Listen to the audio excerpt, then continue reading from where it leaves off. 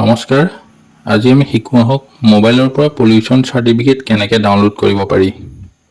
প্ৰথমে মোবাইলত গুগল ক্ৰমটো খুলি ল'ব। তাৰপিছত তাত টাইপ কৰিব PUCC চাৰ্টিফিকেট ডাউনলোড।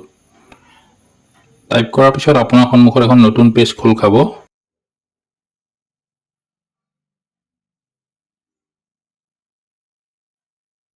তাৰ প্ৰথম অপশ্যনটো ক্লিক কৰিব। ক্লিক কৰাৰ পিছত আকৌ এখন নতুন পেজ খোল খাব। তাত কেইটামান ডিটেইলছ বিচাৰিব, সেইকেইটা ফিল আপ কৰিব লাগিব। প্ৰথমে দিব লাগিব গাড়ীৰ ৰেজিষ্ট্ৰেশ্যন নাম্বাৰটো। ইয়াত ৰেজিষ্ট্ৰেশ্যন নাম্বাৰটো টাইপ কৰি লওক।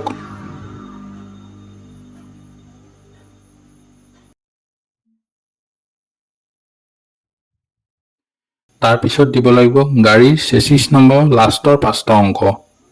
ইয়াত টাইপ কৰিব চেচিছ নম্বৰৰ লাষ্ট 5 ডিজিট।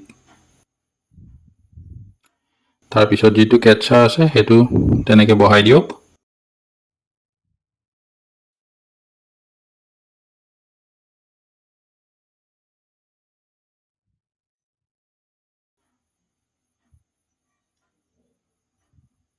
তাৰপিছত PUC ডিটেইলছত ক্লিক কৰক। ক্লিক কৰাৰ পিছত আপোনাৰ সন্মুখত এটা নতুন পেজ খোল খাব। এইখন পলিউশ্যন চাৰ্টিফিকেটৰ ডিটেইলছখিনিয়ে হয়। সম্পূৰ্ণ চাৰ্টিফিকেটখন ডাউনলোড কৰিবৰ কাৰণে প্ৰিণ্ট অপশ্যনটোত ক্লিক কৰক।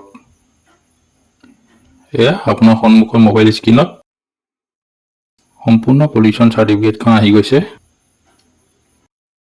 এনেকেই অতি সহজভাৱে মোবাইলৰ পৰা পলিউশ্যন চাৰ্টিফিকেট ডাউনলোড কৰিব পাৰি। এতিয়া এই প্ৰিণ্ট অপশ্যনটোত গৈ ছেভ এজ PDF আহি আছে।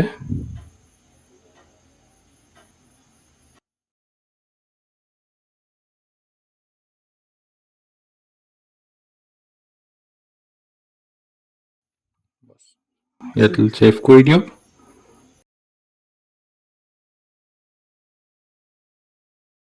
হৈ গ'ল পলিউশ্যন চাৰ্টিফিকেট অতি সহজতে ডাউনলোড।